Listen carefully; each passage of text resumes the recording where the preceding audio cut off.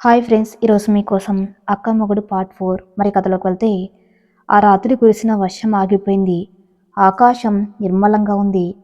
కిటికీలోంచి వస్తున్న ఉదయపు లేత కిరణాలు మేఘన ముఖం మీద పడ్డాయి. ఆమె కళ్ళు తెరిచింది. పక్కన చిన్న ఇంకా గాఢ నిద్రలో ఉంది. గదిలో నిశ్శబ్దం ఉంది, కానీ అది భయంకరమైన నిశ్శబ్దం కాదు. ఏదో తెలియని ప్రశాంతత. మేఘన లేవబోయింది. మోచేతికి విపరీతమైన నొప్పి రావటంతో అమ్మా అని అప్రయత్నంగా మూలిగింది. నిన్న రాత్రి ఆనంద్ బయటకు గెంటేసినప్పుడు మెట్ల మీద పడి తగిలిన దెబ్బది. ఆ నొప్పి ఆమెకు శారీరకంగా కన్నా మానసిక గాయాన్ని గుర్తు చేసింది. అంతలో గద్దలకు మెల్లగా తెరుచుకుంది. ఆనంద్ చేతిలో కాఫీ కప్పుతో లోపలికి వచ్చాడు. అతని కళ్ళల్లో ఇంకా పశ్చాత్తాపం తాలూకా ఛాయలు కనిపిస్తున్నాయి. రాత్రంతా అతను కూడా సరిగ్గా నిద్రపోలేదని అతని ముఖం చెబుతుంది. గుడ్ మార్నింగ్ మేఘన అన్నాడు ఆనంద్ చాలా మృదువుగా. మేఘన మంచం మీద లేచి కూర్చుంటూ చున్ని సరిచేసుకుంది. గుడ్ మార్నింగ్ బావగారు అని తల వంచుకొని. కాఫీ అని కప్పందించాడు. అయ్యో, మీరెందుకు తెచ్చారు? నేను లేచేదాన్ని కదా అంది మేఘన కంగారుగా. పర్లేదు మేఘన, ఇన్నాళ్ళు నువ్వు తెచ్చావు, ఈరోజు నేను తెచ్చాను, అంతేకాదు నిన్న జరిగిన దానికి ఎన్నిసార్లు క్షమాపణ చెప్పినా తక్కువే. ఆ నొప్పి అంటూ ఆ మోచేతి వైపు చూశాడు.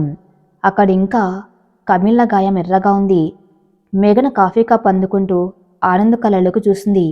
బావగారు, గాయాలు మందు రాసి తగ్గుతాయి, కానీ మనసుకు తగిలిన గాయాలు నమ్మకంతోనే తగ్గుతాయి. మీరు నన్ను ఆరుబయట గెంటేయటం కన్నా నా మాట నమ్మకపోవడమే నన్ను ఎక్కువ బాధ పెట్టింది అని నిజం చెప్పింది. ఆనంద్ తలదించుకున్నాడు. నిజమే మేఘన, అమ్మ మాటలు నా అనుమానం నన్ను గుడ్డివాణ్ణి చేశాయి. శ్రావణ్ణి కళ్ళు తెరిపించకపోతే నేను ఇంకా అంధకారంలోనే ఉండేవాణ్ణి. ప్రామిస్ చేస్తున్నా, ఇకపై మన మధ్య మూడో మనిషి మాటకి విలువ ఉండదు అని చేతిని ఆమె చేతి మీద వేసి భరోసా ఇచ్చాడు. ఆ స్పర్శలో నిన్నటి వరకు ఉన్న పరుగు పందం లేదు. కేవలం పశ్చాత్తాపం, ప్రేమ మిళితమై ఉన్నాయి. మేఘన కళ్ళల్లో నీళ్లు తిరిగాయి. వీరిద్దరి సంభాషణను గుమ్మం బయట నిలబడి వింటున్నారు కాంతమ్మగారు. ఆమె చేతిలో జపమాల ఉంది, కానీ మనసులో మాత్రం మంటలు ఉన్నాయి. కొడుకు తన మాట కాదని కోడలికి కాఫీ తెచ్చిస్తున్నాడా? తనని మూడో మనిషి అంటున్నాడా? ఇన్నాళ్ళు పెంచి పెద్ద చేస్తే ఇప్పుడు పరాయిదాన్ని అయిపోయానన్నమాట.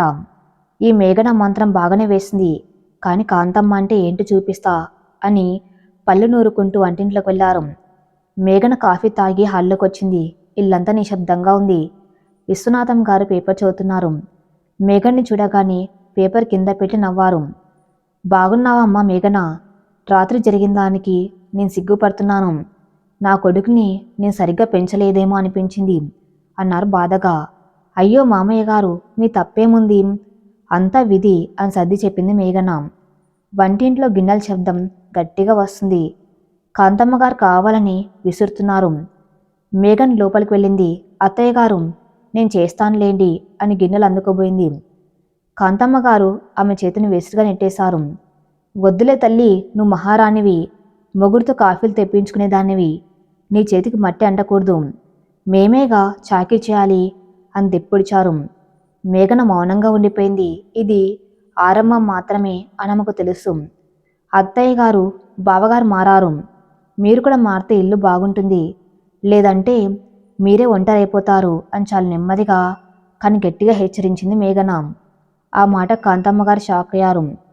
ఎదురు సమాధానం చెప్పే ధైర్యం మేఘనకి ఎక్కడి నుంచి వచ్చింది? అంతలో ఆనంద్ స్నానం చేసి వచ్చాడు. ఆఫీస్కి రెడీ అయ్యాడు.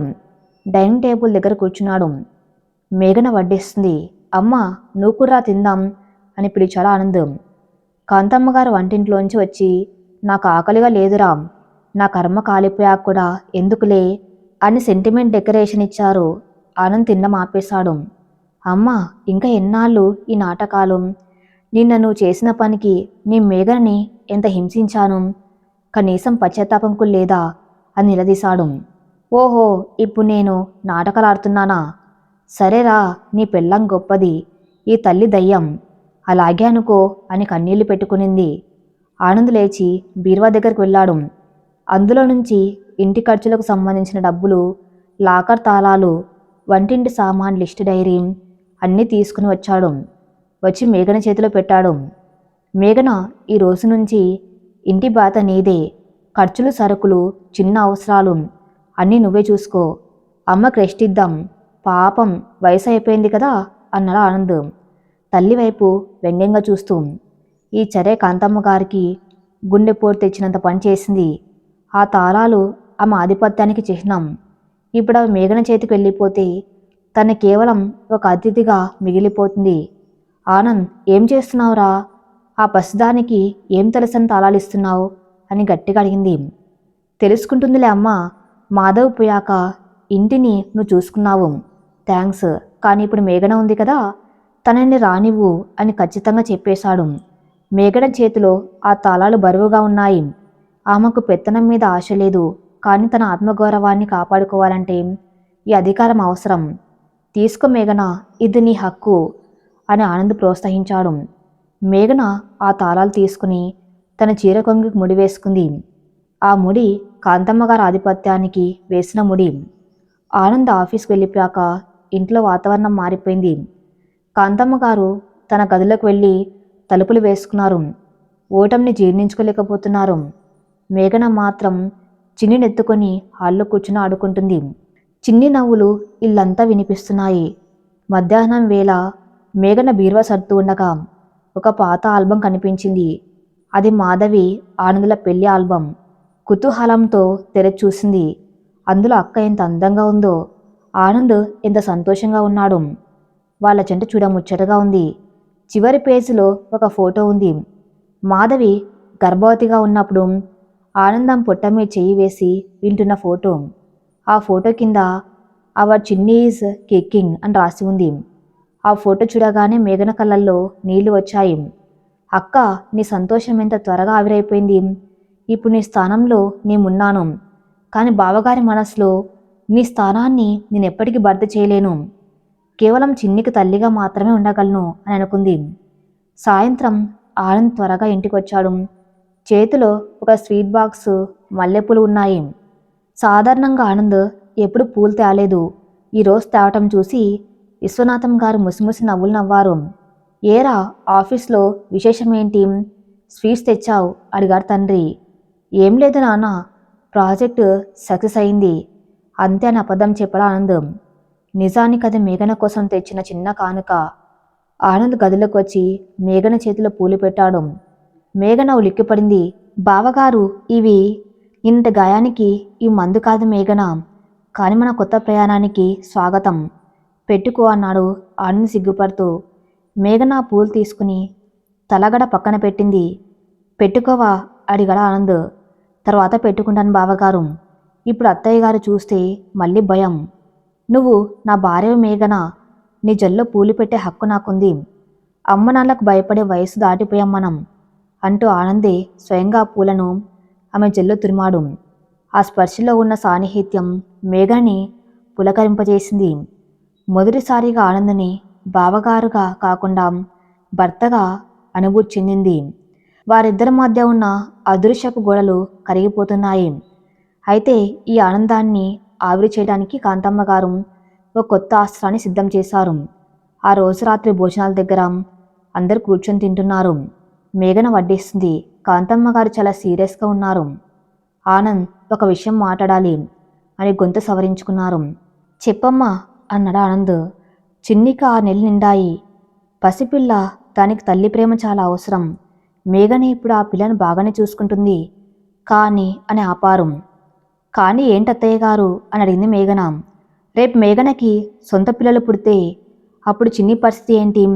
సొంత బిడ్డ మీద ఉన్న ప్రేమ సవతి బిడ్డ మీద ఉంటుందా? కడుపు తీపి వేరు కదా అని బాంబు పేల్చారు కాంతమ్మ. ఆనంద్ తినేచే ఆగిపోయింది. మేఘనమ్మకం పాలిపోయింది. అమ్మ, ఇప్పుడు ఆ ప్రస్తావన ఎందుకు? ఆనంద్ విసుక్కున్నాడు. ఎందుకు కాదురా, ఇది లోకరీతి. రేపు మేఘన గర్భవతి అయితే చిన్నిని నిర్లక్ష్యం చేస్తుంది. ఇప్పటికే మేఘన వయసులో ఉంది.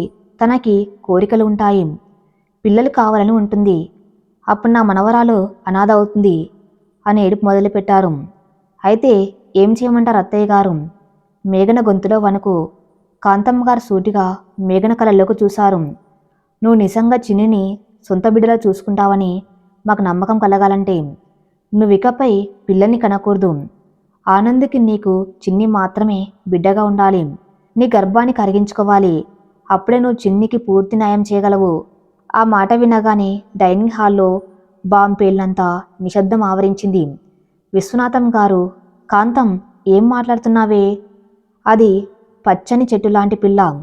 దానికి పిల్లలు పుట్టకూడదని అంటావా? ఇది అన్యాయం అని మందలించారు. న్యాయాలు నాకు అనవసరమండి. నా కొడుకు మొదటి భార్య బిడ్డ నాకు ముఖ్యం. మేఘన త్యాగం చేసింది అని గొప్పలు చెప్పుకుంటుంది కదా, ఇదే నిజమైన త్యాగం. చేయమనండి చూద్దాం అని సవాలు విసిరింది కాంతమ్మ. ఆనంద్ తల్లివైపు కోపంగా చూశాడు. అమ్మ, నీ స్వార్థానికి హద్దు లేదా? మేఘనకు తల్లయ్యే హక్కుని కాలు రాస్తావా? నేను దేనికి ఒప్పుకోను. నువ్వు ఒప్పుకోకపోతే రేపు చిన్నిని నేను తీసుకెళ్ళిపోతాను. నా పుట్టింటికి వెళ్ళి పెంచుకుంటాను. ఈ సవత్తలి నీడ నా మనవరాలికి వద్దు అని మొండికేసింది. మేఘన కళ్ళల్లోంచి నీళ్లు ధారగా కారుతున్నాయి. ఒక స్త్రీకి మాతృత్వం అనేది వరం. ఆ వరాన్ని వదులుకోమని అడగటం ఎంత క్రూరత్వం. అయితే మేఘన ఆలోచించింది. తను ఈ ఇంటికి వచ్చింది చిన్ని కోసం, అక్క బిడ్డ కోసం. ఇప్పుడు తనకు సొంత పిల్లలు పుడితే నిజంగానే చిన్ని మీద ప్రేమ తగ్గుతుందా? లోకం కాకకథలు చెప్పినట్లు సవతల్లిగా మారుతుందా? మేఘన కన్నీళ్లు తుడుచుకుంది. బావగారు, అత్తయ్య గారు చెప్పింది నిజమేనేమో అంది నెమ్మదిగా. ఆనంద్ షాకయ్యాడు. మేఘన, పిచ్చి మాటలు మాట్లాడకు. కాదు బావగారు, చిన్ని నా అక్క ప్రాణం. తనకే లోటు రాకూడదు. నా కడుపున ఇంకో బిడ్డ పుడితే నా ప్రేమ పంచుకోవాల్సి వస్తుంది. చిన్ని ఒంటరి అవుతుంది. నేను మాటలు పెగలడం లేదు. కాంతమ్మ గారు గెలిచినట్లు నవ్వారు. మేఘన్లోని అపరాధ భావాన్ని ఆమె ఆయుధంగా వాడుకున్నారు. చూసావా ఆనంద్, మేఘనకు కూడా అర్థమైంది. నువ్వెందుకు అడ్డుపడతావు? ఆ రాత్రి గదిలో ఆనంద్ మేఘన మధ్య తీవ్రమైన చర్చ జరిగింది. మేఘన, అమ్మ మాటలు పట్టించుకోకు. నీకు తల్లయ్య అర్హత ఉంది. మనం చిన్నిని మనకు పుట్టబోయే బిడ్డని సమానంగా చూసుకోగలం. నీ త్యాగం అవసరం లేదు అని ఆనంద్ నచ్చెప్పాడు. కానీ మేఘన మనసులో సందేహం బీజం పడింది. బావగారు, మీరు మగవాళ్ళు. మీకు తెలియదు, రేపొద్దున ఎవరైనా చిన్నిని సవత్తల్లి చూసుకుంటుంది అనంటే నేను తట్టుకోలేను. అక్క ఆత్మ శోభిస్తుంది. నాకు కాస్త సమయం ఇవ్వండి ఆలోచించుకోవడానికి అంది. మేఘన కిటికీ దగ్గర నిలబడి ఆలోచిస్తుంది. కింద వీధిలో ఒక పిచ్చిది తన బిడ్డను చంకల్లో వేసుకుని వెళ్తుంది. ఆ బిడ్డ ఏడుస్తూ ఉంటే ఆ పిచ్చిని ముద్దు పెట్టుకుని సముదాయిస్తుంది. పిచ్చిదైనా సరే కన్నపేగు బంధం గొప్పది. మరి నేను చిన్నికి ఆ బంధాన్ని ఇవ్వగలనా? లేక అత్తయ్య గారు అన్నట్లు నా సొంత బిడ్డ మోజులో చిన్నిని పరాయి చేస్తానా? ఈ సంఘర్షణ మేఘనని నిద్రపోనివ్వటం లేదు. ఒకవైపు భర్త ప్రేమ, మరోవైపు అత్తగారి క్రూరమైన షరతు. కాంతమ్మ గారు వేసిన ఈ కొత్త ఎత్తుగడ మేఘన దాంపత్య జీవితాన్ని ఎలా మలుపు తిప్పుతుంది? మేఘన నిజంగానే మాతృత్వాన్ని త్యాగం చేస్తుందా? లేక ఆనంద్ ఆమెకు అండగా నిలబడి తల్లిని ఎదిరిస్తాడా? ఇంతలో ఫోన్ మోగింది. అది మేఘన వాళ్ళ అమ్మగారు పార్వతమ్మ. మేఘన, శుభవార్త. మీ చెల్లెలికి సంబంధం కుదిరింది. వచ్చే నెలలో పెళ్ళి. నువ్వు అల్లుడు గారు తప్పకుండా రావాలి. 10 రోజుల ముందే రావాలి అని చెప్పారు. పుట్టింటికి వెళ్ళే అవకాశం. ఈ నరకం నుంచి కొన్ని రోజులు దూరంగా వెళ్ళొచ్చు. అక్కడ అమ్మ దగ్గర సలహా తీసుకోవచ్చు. కానీ కాంతమ్మ గారు వెళ్ళనిస్తారా? తాళాలు చేతికి వచ్చాయి కదా అని వదిలేస్తారా? అమ్మ, తప్పకుండా వస్తాం అంది మేఘన మనసులో ఒక చిన్న ఆశతో. ఉదయం 8 గంటలు. హాల్లో 2 సూట్ కేసులు సర్దిపెట్టి ఉన్నాయి. చిన్నికి కావాల్సిన పాల డబ్బాలు, బట్టలు, మందులు అన్నొక పెద్ద బ్యాగ్లో కుక్కేసింది మేఘన. ఆ ముఖంలో ఒకవైపు పుట్టింటికి వెళ్తున్నానన్న సంతోషం, మరోవైపు అత్తగారిని ఈ ఇంటిని వదిలి 10 రోజులు ఉండాలన్న చిన్న బెంగ కలగలిసి ఉన్నాయి. వంటింట్లో కాంతమ్మ గారు గిన్నెలు సర్దుతూనే గొనుగుతున్నారు. ఆ గొనుగుడు హాల్ దాకా వినిపిస్తూనే ఉంది. ఏం ఆనందంరా బాబు, సొంత చెల్లెలి పెళ్ళి అయితే మాత్రం 10 రోజుల ముందు వెళ్ళాలా? ఇక్కడ ఇంటిని గుళ్ళు చేసి ముసలిదాన్ని నాకు వదిలేసి వెళ్తున్నారు. రేపొద్దు నాకేదైనా అయితే ఎవరి దిక్కు? ఆనంద్ పేపర్ మడత పెట్టి వంటింటి గుమ్మం దగ్గరికి వెళ్ళాడు. అమ్మ, మేఘన వాళ్ళ చెల్లికి పెళ్ళి, అది వాళ్ళ ఇంట్లో జరిగే శుభకార్యం. తను అక్కడికి వెళ్ళడం బాధ అవసరం కూడా. మేఘన ఇంట్లో అడుగుపెట్టిన దగ్గర నుంచి ఒక్కరోజు కూడా సెలవు లేకుండా పనిచేసింది. తనకు కూడా కాస్త మార్పు అవసరం కదా. నువ్వు మరీ అంత నిష్ఠూరంగా మాట్లాడకు. నాన్నగారు ఉన్నారు కదా నీకు తోడుగా అని శాంతంగానే చెప్పాడు. కాంతమ్మ గారు కొడుకు వైపు తీక్షణంగా చూశారు. సర్లేరా, పిల్లం వైపు మాట్లాడకపోతే ముద్ద దిగదుగా. వెళ్ళండి. కానీ ఆ పసిబిడ్డని ఎందుకు ఈడ్చుకువెళ్ళడం? బస్సులో వెంబడి రైలు వెంబడి తిప్పితే దాని దిష్టి తగలదా? చిన్నిని ఇక్కడే వదిలేసి వెళ్ళమనండి, నేను చూసుకుంటానని కొత్త మెలక పెట్టారు. మేఘన అక్కడికి వచ్చింది. ఆమె చేతిలో చిన్ని ఉంది. చిన్నికి కొత్త గౌను వేసింది. అత్తయ్య గారు, చిన్నిని వదిలి నేను ఒక్క క్షణం కూడా ఉండలేను. అయినా అక్కడ మా అమ్మ నాన్న అందరూ చిన్నిని చూడడానికి ఆశగా ఉన్నారు. అక్క పోయాక చిన్నిని వాళ్ళు సరిగ్గా చూడలేదుగా. దయచేసి అడ్డు చెప్పకండి అని మర్యాదగానే కానీ ఖచ్చితంగా చెప్పింది. మేఘన గొంతులోని దృఢత్వం చూసి కాంతమ్మ గారు మౌనంగా ఉండిపోయారు. సరే, మీ కర్మ, వెళ్ళండి. కానీ ఆనంద్, నువ్వు మాత్రం పెళ్లికి 2 రోజుల ముందు వెళ్ళు. ఇప్పుడే వెళ్ళి అక్కడ ఇల్లరికం ఉండవలసిన పని లేదు అని ఆర్డర్ వేశారు. లేదు అత్తయ్య, బావగారు నన్ను దించి రేపు సాయంత్రం తిరిగి వచ్చేస్తారు, మళ్ళీ పెళ్లికి వస్తారు అని మేఘన సమాధానం చెప్పింది. ఆనంద్, మేఘన చిన్ని కారులో బయలుదేరారు. కారు గేట్ దాటగానే మేఘన గట్టిగా ఊపిరి పీల్చుకుంది. ఆ ఇంటి 4 గోడల మధ్య ఉన్న ఊపిరాడని వాతావరణం నుంచి బయట పనట్టు అనిపించింది. ఆనంద్ అది గమనించి నవ్వాడు. రిలాక్స్ మేఘన, ఇప్పుడు మనం ఫ్రీ బర్డ్స్, అమ్మ మాటలు పట్టించుకోకు అని అన్నాడు. దారి పొడవునా పచ్చని పొలాలు, చెట్లు కనిపిస్తూ ఉంటే మేఘన మనస్సు తేలికపడింది. రేడియోలో పాటలు వస్తూ ఉంటే చిన్ని కేరింతలు కొడుతుంది. బావగారు, అత్తయ్య గారన్న మాటలు నిజమేనేమో అని అడిగింది మేఘన అనుమానంగా. ఏం మాటలు? అదే, నాకు పిల్లలు పుడితే చిన్నిని నిర్లక్ష్యం చేస్తానన్న మాటలు. బహుశా నేను ఆపరేషన్ చేయించుకుంటేనే మంచిదేమో అని మళ్ళీ పాత విషయాన్ని లేవనెత్తింది. ఆనంద్ సడన్గా బ్రేక్ వేశాడు. కారు రోడ్డు పక్కన ఆగింది. ఆనంద్ మేఘన వైపు సీరియస్గా చూశాడు. మేఘన ఇంకోసారి ఆ మాట మాట్లాడితే నేను ఊరుకోను. అమ్మ తన స్వార్థం కోసం, నిన్ను అదుపులో పెట్టుకోవడం కోసం ఆడుతున్న నాటకం అది. నీకు అమ్మాయి అర్హత ఉంది. చిన్నికి తోడు కావాలి. రేపు మనం పోయాక చిన్ని ఒంటరి కాకూడదు కదా. దయచేసి నీ మనసులోంచి ఈ విషయాన్ని తీసేయి అని గట్టిగా చెప్పాడు. మేఘన తల ఊపింది. కానీ మనసులో ఎక్కడో మూల అత్తగారి మాటలు ముళ్ళులా గుచ్చుకుంటూనే ఉన్నాయి. సాయంత్రం 5 గంటలకు మేఘన వాళ్ళ ఊరు చేరారు. ఇంటి ముందు పందిరి వేసి ఉంది. బంధువుల రాకతో ఇల్లు కలకల్లాడుతుంది. కారు దిగ్గానే పార్వతమ్మ గారు, రాఘవయ్య గారు ఎదురొచ్చారు. అమ్మా మేఘన, వచ్చావా తల్లి అంటూ పార్వతమ్మ కూతుర్ని, మనవరాల్ని హత్తుకుంది. చిన్నిని చూడగానే ఆమె కళ్ళల్లో నీళ్లు తిరిగాయి. అచ్చం మాధవిలాగే ఉంది అని ముద్దాడింది. లోపల బంధువులంతా మేఘనని, ఆనందని చూస్తున్నారు. ఆ చూపుల్లో ఆప్యాయత కన్నా కుతూహలమే ఎక్కువగా ఉంది.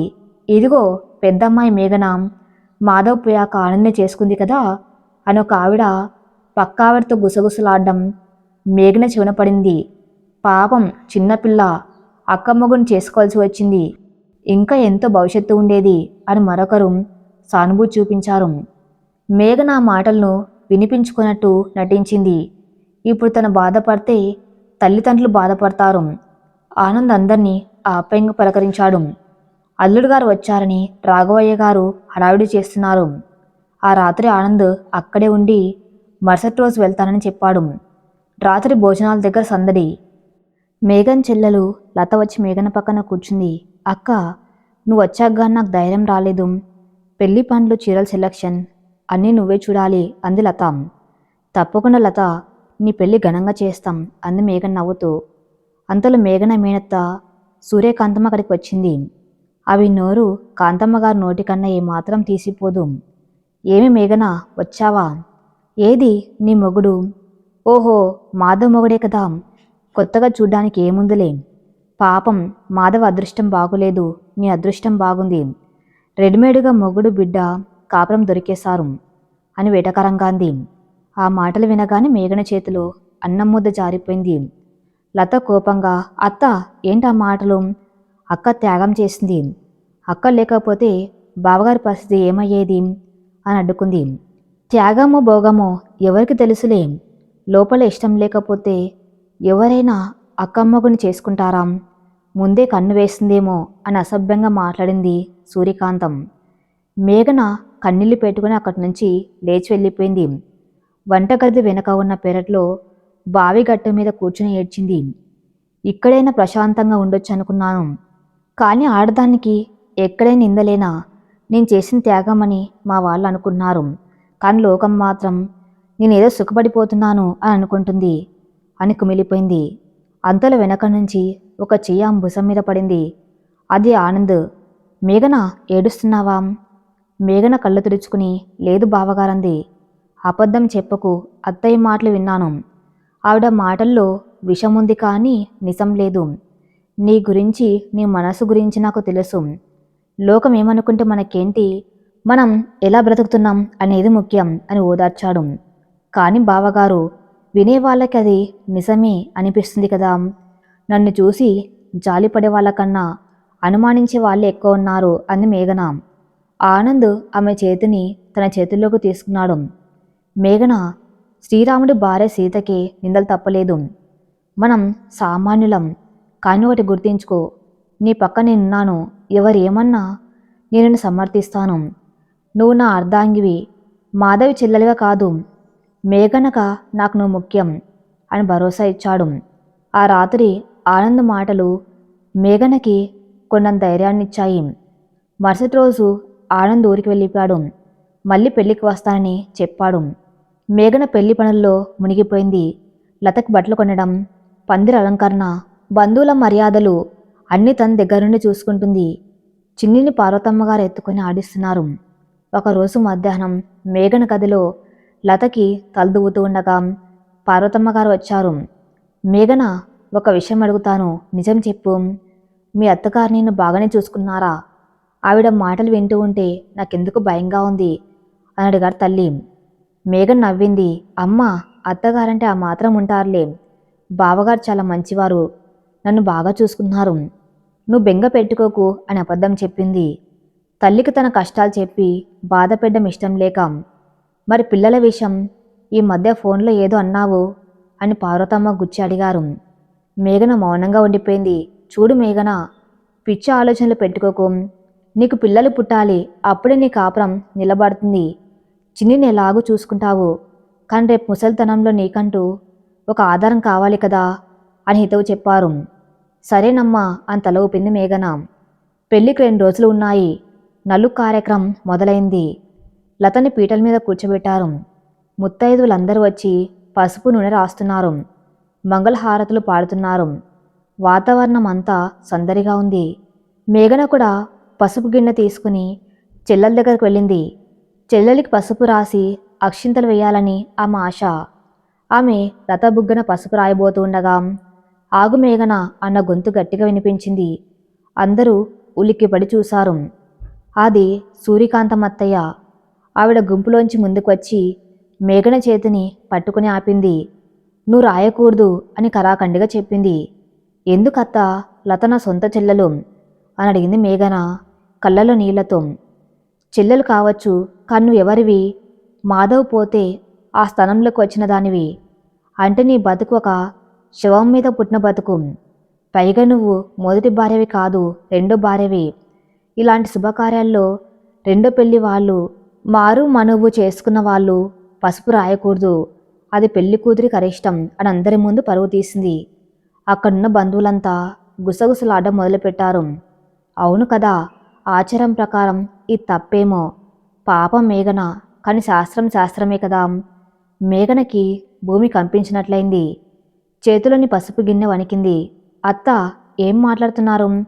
నేను సుమంగల్ని కదా, నా భర్త బతికే ఉన్నారు కదా, నాకు బొట్టు గాజులున్నాయి కదా.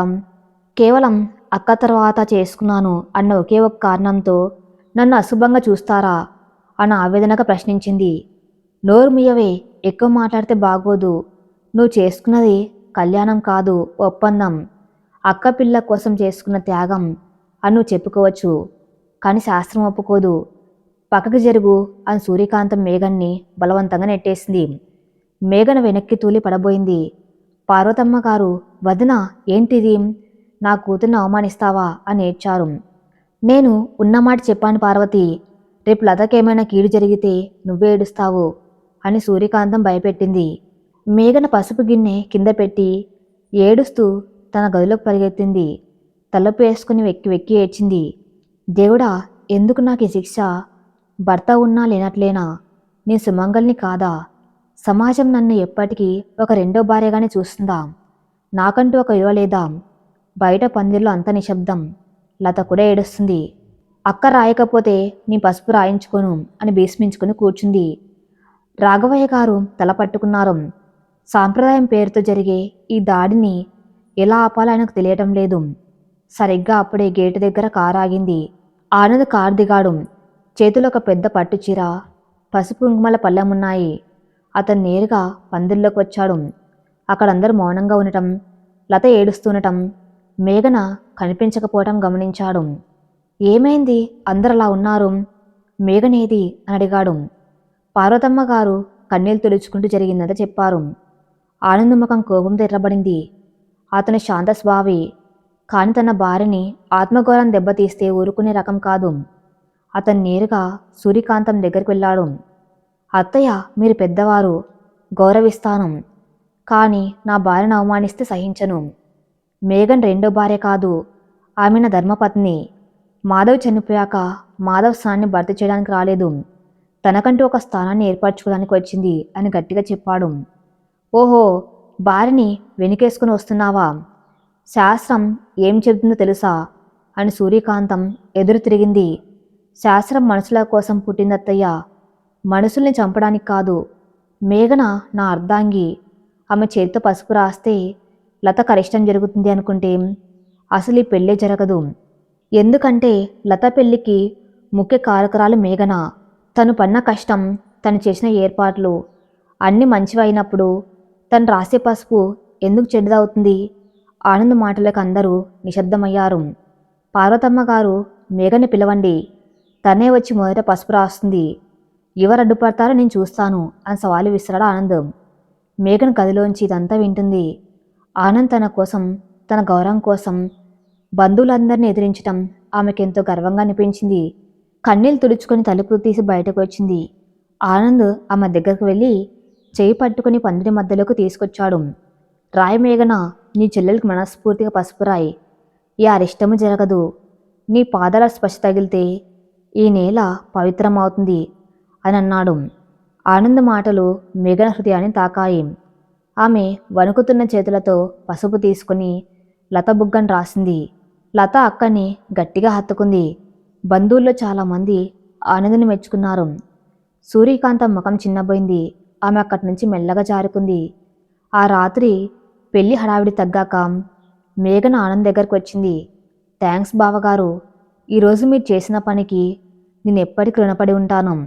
నా ఆత్మగౌరవాన్ని నిలబెట్టారు అని కన్నీళ్లతో చెప్పింది. ఆనంద్ నవ్వాడు.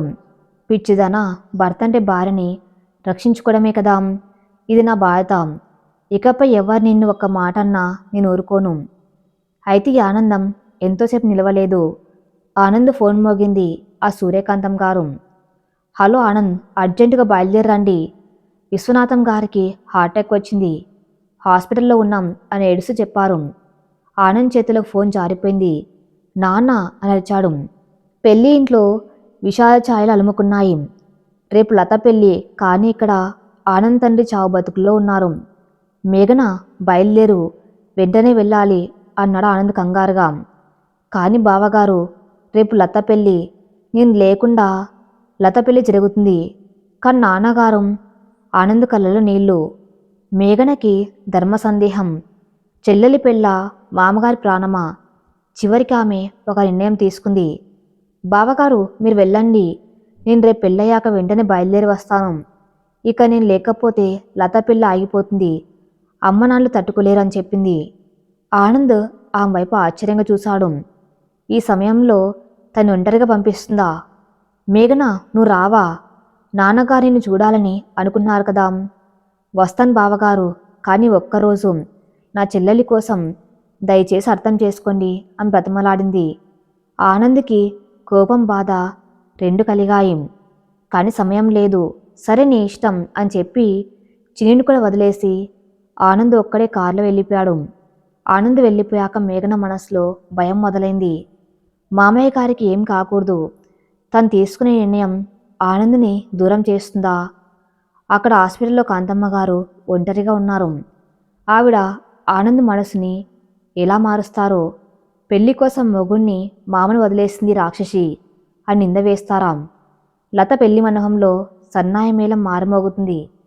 పురోహితుల మంత్రోచ్చారణ మధ్య జీలకర్ర బెల్లం పెట్టే శుభముహూర్తం ఆసన్నమైంది. బంధువులంతా అక్షింతలు వేయడానికి సిద్ధంగా ఉన్నారు. పసుపచ్చని కాంతుల మండపం వెలిగిపోతుంది. కానీ పక్కనే నిలబడిన మేఘన మనసు మాత్రం అక్కడ లేదు. ఆమె ఆలోచనలన్నీ 100 కిలోమీటర్ల దూరంలో ఉన్న ఆసుపత్రి ఐసీయూ గది చుట్టూ తిరుగుతున్నాయి. మేఘన అక్షింతలు తీసుకోమ్మా అని పక్కన ఉన్న పిన్ని గారు తట్టి అందించారు. మేఘన ఉలిక్కిపడి యాంత్రికంగా అక్షింతలు తీసుకుంది. లత తల మీద చేతులు పెట్టి ఆశీర్వదిస్తూ ఉంటే ఆమె కళ్ళల్లో నీళ్లు సుళ్ళు తిరిగాయి. చెల్లెలి పెళ్లి జరగాలని తనిక్కడ ఉండిపోయింది. కానీ భర్త కష్టకాలంలో ఆయన పక్కన ఉండలేకపోయింది. ఈ అపరాధ భావం ఆమె లోపల కుమిలిపోయేలా చేస్తుంది. ఒక పక్క మంగళసూత్రం కడుతూ ఉంటే అందరూ ఆనందంతో చప్పట్లు కొడుతున్నారు. మేఘన మాత్రం తన ఫోన్ వైపు చూస్తుంది. ఆనంద్ నుంచి ఒక్క మెసేజ్ కూడా లేదు. కాల్ చేసినా లిఫ్ట్ చేయటం లేదు. ఏమై ఉంటుంది? మామయ్య గారికి సీరియస్గా ఉందా? లేక ఆనంద్ నా మీద కోపంతో ఫోన్ ఎత్తడం లేదా అని మదనపడుతుంది. లత పెళ్లి పూర్తవగానే మేఘన తన తల్లిదండ్రుల దగ్గరికి వెళ్ళింది. అమ్మ, నాన్నగారు పెళ్ళి అయిపోయింది కదా, నేను ఇక బయలుదేరుతాను. అక్కడ మామయ్య గారి పరిస్థితి ఎలా ఉందో తెలియడం లేదు. ఆనంద్ ఫోన్ ఎత్తట్లేదు నా ఆతృతగా చెప్పింది. రాఘవయ్య గారు కూతురు పరిస్థితిని అర్థం చేసుకున్నారు. అవును తల్లి, నువ్వు వెంటనే వెళ్ళటం మంచిది. నేను కారు మాట్లాడాను. డ్రైవర్ సిద్ధంగా ఉన్నాడు. వెళ్ళి ఆనంద్కి తోడుగా ఉండు అని అన్నారు.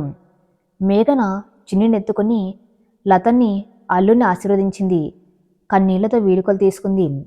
లత అక్కని హత్తుకొని, సారీ అక్క, నా పెళ్లి వల్ల నువ్వు బావగారికి దూరంగా ఉండవలసి వచ్చింది. మామయ్య గారు త్వరగా కోలుకోవాలని దేవుణ్ణి ప్రార్థిస్తాను అని చెప్పింది. కారులో ప్రయాణం మేఘనికి ఒక నరకంలా అనిపించింది.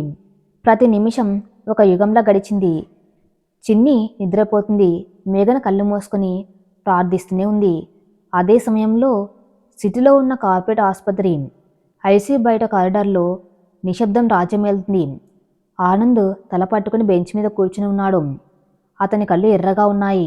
నిద్ర లేక ఏడ్చి ఏడ్చి అలసిపోయిన కళ్ళు. పక్కనే కాంతమ్మ గారు కూర్చుని చీర కొంగుతో కళ్ళు తుడుచుకున్నారు. ఆమె దుఃఖం నిజమే కావచ్చు, కానీ ఆ మాటల్లో మాత్రం కల్మషం ఉంది. చూసావా ఆనంద్, నీ పెళ్ళాం ఎంత గొప్పదో. మామగారు చావు బతుకుల్లో ఉంటే అక్కడ పెళ్లి సంబరాలు మునిగిపోయింది. సొంత రక్తం ముఖ్యం కదా. మనమెవరం? పరాయి వాళ్ళం. ఆస్తి కోసం, అవసరం కోసం మన దగ్గర ఉంటుంది, కానీ ప్రేమ ఎక్కడి నుంచి వస్తుంది అని మెల్లగా విషం ఎక్కించడం మొదలుపెట్టారు.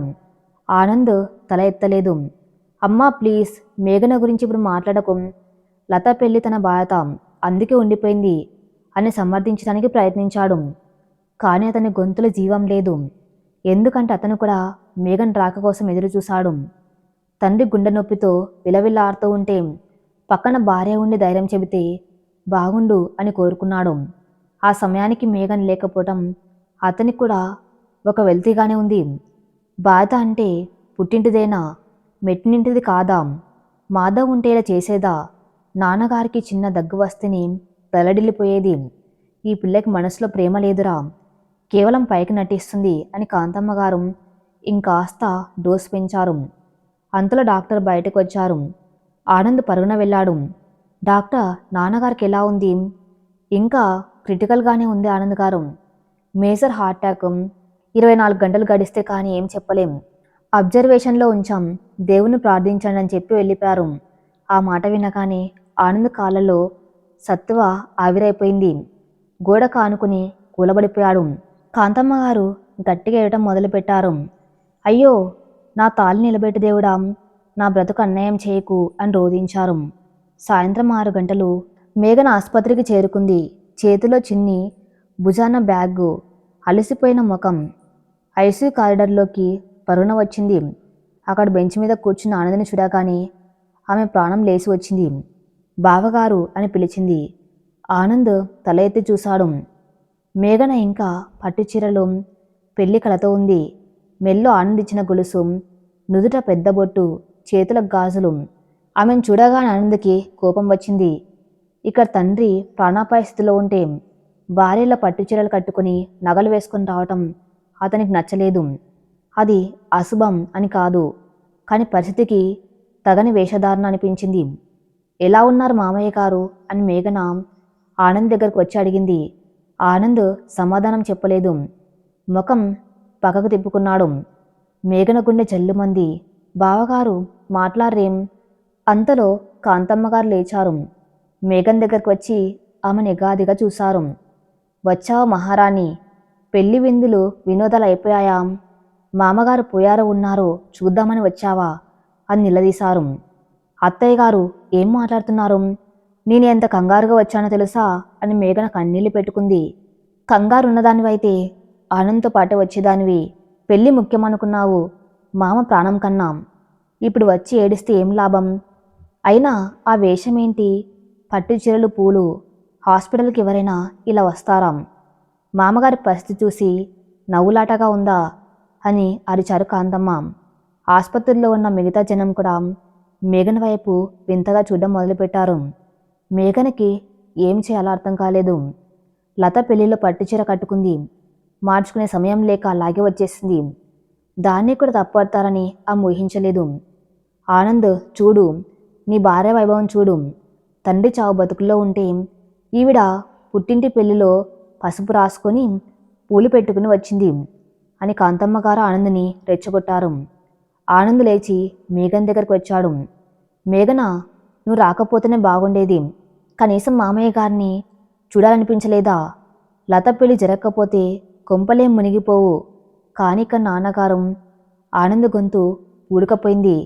బావగారు, లత పెళ్లి ఆగిపోతే మా నాన్నగారు ఏమైపోతారో అని భయపడ్డాను. ఇక్కడ మీరున్నారన్న ధైర్యంతో ఆగిపోయాను. తప్పు చేశానా అని దీనంగా అడిగింది. అవును, తప్పు చేశావు. నీకు మాకన్నా మీ వాళ్ళే ఎక్కువ అని నిరూపించుకున్నావు. వెళ్ళా బట్టలు మార్చుకునిరా. నాన్నగారు ఇలా చూస్తే తట్టుకోలేరు అని కఠినంగా చెప్పాడు ఆనంద్. మేఘన అక్కడే కరిగి నీరైపోయింది. తను చేసిన త్యాగం ఎవరికీ అర్థం కాలేదు. అటు చెల్లెలి కోసం నిలబడితే ఇటు భర్తకు దూరమయ్యాను. ఇటు భర్త కోసం వస్తే అటు చెల్లెలికి అన్యాయం చేసిన దాన్ని.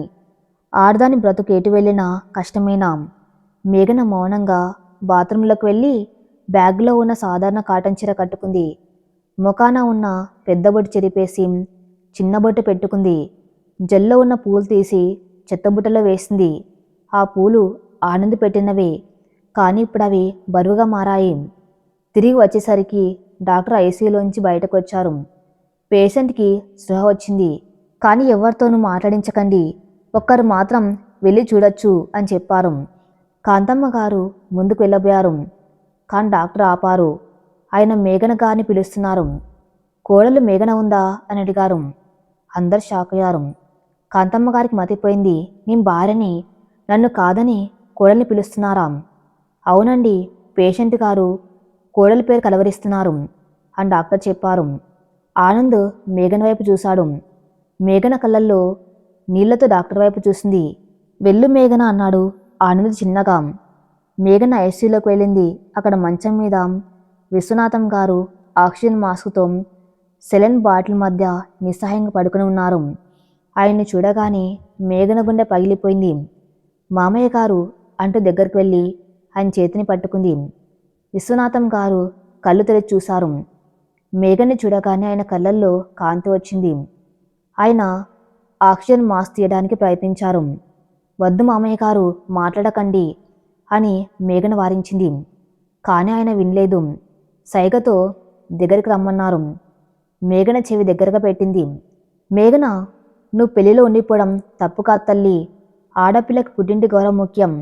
ఎవరైనా ఏమైనా అంటారని భయపడకు. నేనున్నాను కదా అని చాలా నెమ్మదిగా కష్టంగా చెప్పారు. మేఘనకి కన్నీళ్లు ఆగలేదు.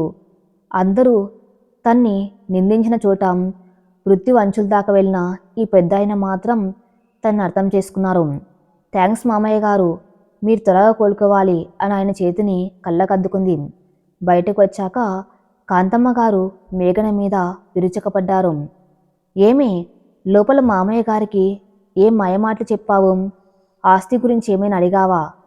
మేఘన సమాధానం చెప్పలేదు. ఆనంద్ మాత్రం మేఘన ముఖంలో ఉన్న ప్రశాంతను గమనించాడు. నాన్నగారు తనతో ఏం మాట్లాడి ఉంటారు? 3 రోజుల తర్వాత విశ్వనాథం గారిని డిశ్చార్జ్ చేశారు. ఇంటికి తీసుకొచ్చారు. ఆయనకు పూర్తి విశ్రాంతి అవసరం. మంచం మీదే అన్నీ చూడాలి. ఇక మేఘనకి పని రెట్టింపైంది. ఉదయం లేచిన దగ్గర నుంచి రాత్రి వరకు మామయ్య గారి సేవ, చిన్ని పనులు, వంట, ఇంటి పని అన్నీ తానే చూడాలి. కాంతమ్మ గారు మాత్రం భర్త సేవ పేరుతో ఆ గదిలోనే ఉంటున్నారు, కానీ పని మాత్రం మేఘనకే చెబుతున్నారు. మేఘన కాఫీ, మేఘన మందులు, మేఘన వేన్నీళ్ళు, ఇలా క్షణం తీరిక లేకుండా పిలుస్తూనే ఉన్నారు. ఒకరోజు రాత్రి ఆనంద్ ఆఫీస్ నుంచి వచ్చాడు. మేఘన మామయ్య గారికి సూప్ ఇచ్చి గిన్నెలు కడుగుతుంది. ఆ ముఖం పాలిపోయి కళ్ళ కింద నల్లటి వలయాలతో ఉంది. ఆనంద్ ఆమెను చూసి జాలిపడ్డాడు.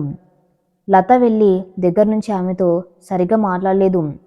తను కూడా కొంచెం కఠినంగానే ప్రవర్తించాడేమో అనిపించింది. వంటింట్లోకి వెళ్ళి మేఘన అలసిపోయావా అని అడిగాడు. మేఘన తల తిప్పి చూస్తుంది. పర్లేదు బావగారు, అలవాటే కదా అంది నిర్లప్తంగా. సారీ మేఘన, ఆ రోజు హాస్పిటల్లో నేను అలా మాట్లాడకూడదు. నాన్నగారు టెన్షన్లో. పర్లేదు బావగారు, కొడుగ్గా మీ బాధ న్యాయమే. కోడలుగా నా బాధ్యత నేను చేస్తున్నాను.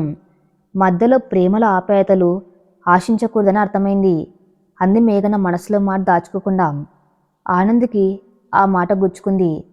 తను మేఘనని ప్రేమిస్తున్నాడా లేదా కేవలం అవసరానికి వాడుకుంటున్నాడా? మేఘన, అలా అనకు. నువ్వు నాకు ముఖ్యం. ఎంత ముఖ్యం బావగారు? మీ అమ్మగారు ఒక్క మాట అంటే నన్ను అనుమానించేంత ముఖ్యమా? లేక మీ నాన్నగారికి బాలేనప్పుడు నేను ఒక్కరోజు ఆలస్యంగా వస్తే నన్ను నిందించేంత ముఖ్యమా? నమ్మకం లేని చోట ముఖ్యమనే పదానికి అర్థం లేదు అంతేగే చెప్పింది. ఆనంద్ మౌనంగా వెనుదిరిగాడు. మేఘన్లో వచ్చిన ఈ మార్పు అతన్ని భయపెడుతుంది. ఆమె ఒక రోబోలా పనిచేస్తుంది తప్ప మనసుతో స్పందించడం లేదు. కొద్ది రోజుల తర్వాత కాంతమ్మ గారు కొత్త డ్రామా మొదలుపెట్టారు. ఏమండి, మన ఆనంద్కి శ్రావణికి పెళ్లి చేస్తే బాగుంటుందేమో అని భర్త దగ్గర ప్రస్తావించారు. విశ్వనాథం గారు కోపంగా చూశారు. పిచ్చిదానా, మేఘన ఉండగా ఇంకో పెళ్ళి ఏంటి? అది కాదండి, మేఘనకి పిల్లలు పుట్టకూడదన్నాం కదా. రేపొద్దున వంశోద్ధారకుడు కావాలంటే ఎలా? శ్రావణ్ అయితే మోడ్రన్ పిల్ల, ఉద్యోగం చేస్తుంది, ఆనంద్కి తోడుగా ఉంటుంది. మేఘన ఎలాగూ ఇంటి పని, చిన్ని పని చూసుకుంటుంది కదా, దాన్ని అలాగే ఉండమని చెప్పొచ్చు అని ఎంత నీచంగా ఆలోచించాలో అంత నీచంగా మాట్లాడారు. మేఘన గది బయట నిలబడి మందులు ఇవ్వడానికి వచ్చి ఈ మాటలు వింది. ఆమె గుండె రాయైపోయింది. తన్ని కేవలం ఒక పని మనిషిలా, ఆయలా మాత్రమే చూస్తున్నారా? భార్య అనే హోదా కేవలం పేరుకేనా? ఇక సహించాలు. నేను ఇంట్లో మనిషిగా బ్రతకాలి, లేదంటే చచ్చిపోవాలి, ఏదో ఒకటి తేల్చుకోవాలి అని మేఘన గట్టిగా నిర్ణయించుకుంది.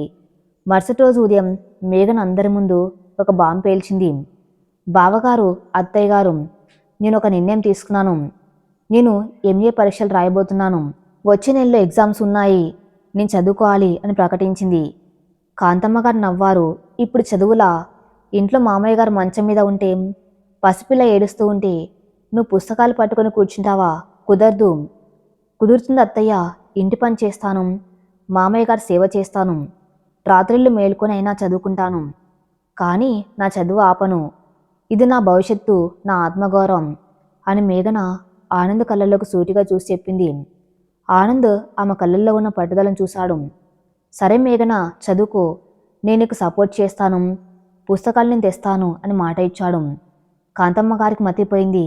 కొడుకు మళ్ళీ కోడల వైపు మళ్ళీపోయాడాం. సరే చదువుకో, కానీ ఒక్క పని ఆగినా, ఒక్క పూట వంట లేకపోయినా అప్పుడు చెప్తాను నీ సంగతి, ఆ పుస్తకాలు పొయ్యిలో పెడతాను అని వార్నింగ్ ఇచ్చారు. మేఘన యుద్ధం మళ్ళీ మొదలైంది. ఒకవైపు ఇంటి చాకరీ, మరోవైపు అనారోగ్యంతో ఉన్న మామగారు, ఇంకోవైపు పసిపాప. వీటి మధ్య మేఘన తన చదువుని ఎలా కొనసాగిస్తుంది? ఆనంద్ ఇచ్చిన మాట మీద నిలబడతాడా, లేక తల్లి ఒత్తిడికి తలొగ్గుతాడా? శ్రావణ్ని మళ్ళీ ఇంటికి తెచ్చే ప్రయత్నం కాంతమ్మ గారు చేస్తారా? ఏం జరుగుతుందో నెక్స్ట్ ఎపిసోడ్లో చూద్దాం. నెక్స్ట్ పార్ట్ కోసం నా ఛానల్ని ఫాలో అవుతూనండి. Thank you for listening.